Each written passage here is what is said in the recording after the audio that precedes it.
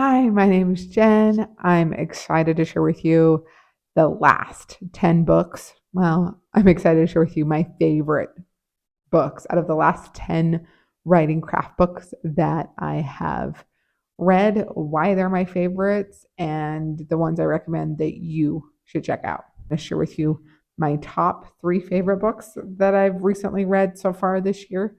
First of all, it's my goal to read 50 this year. I'm a little bit behind. I'm on track to be able to be caught up over the summer. So I'm excited about that.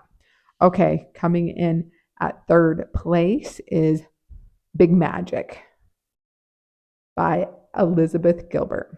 I really like this book. I was able to read it in a day. I was able to find some tidbits in it that I feel like were really helpful and inspiring. Two things that I remember most from this book is that an idea is caught. And when ideas come, you've got to get them down. The second thing I took from this book is have a day job. That making writing your profession is really hard to tap into. And that if it's just a hobby first and then you're able to break into it, it's like more, then you're not stressed about money all the time. So I really like that advice.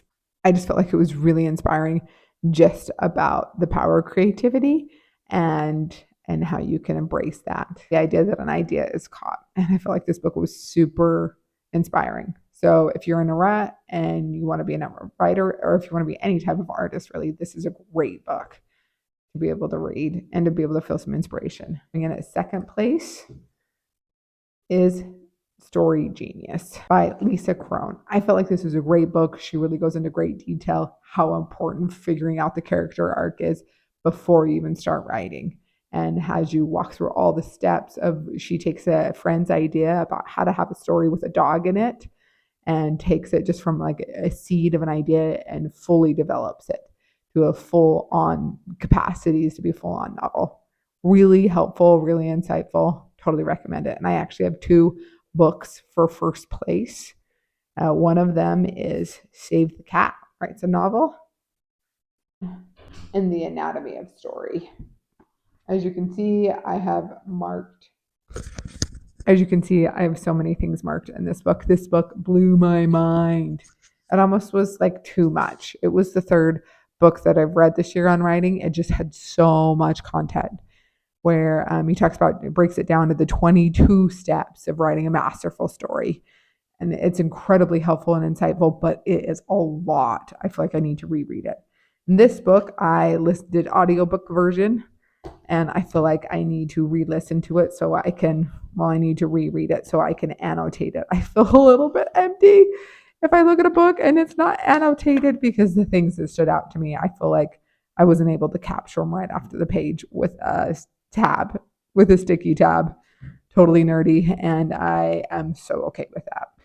I feel like if I was going to like recommend one over the other, I would recommend Saves the Cat Writes a Novel, because it's a little bit more digestible, not quite as overwhelming. And I feel like if you just decided yesterday that you wanted to write a novel and you don't know anything about the structure of a novel, this book is going to be a crash course in hitting the right beats at the right spots in the novel. Am I glad I've read all these other books so far? Absolutely. Each of them have given me gems. And speaking of those gems, I'm going to give you two honorable mentions. So note, this is literally half of the books that I've read on writing. I am mentioning good things about them, and then I'm glad that I listened to them. Honorable mention to The One-Year Novelist by L.M. Lilly. This book, so simple, and it just breaks down the structure of a novel so well.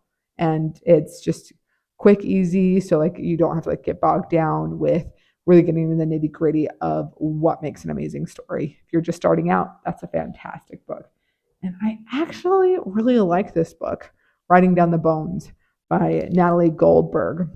I really like the book because she talks about how she makes writing part of her Zen practice. It is her Zen practice, and develops her practice over a decade and onward, going forward. Literally tons of notebooks filled up with her writing. And I really loved some of the things she pulled out. And I guess this is the sixth book that I'm going to recommend, but I really got some other gems from it, and it's also short. It's Writing Radar by Jack Gantos.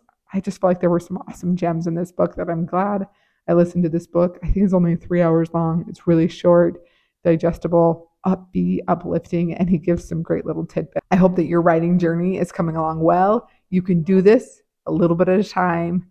Let's go write. Bye.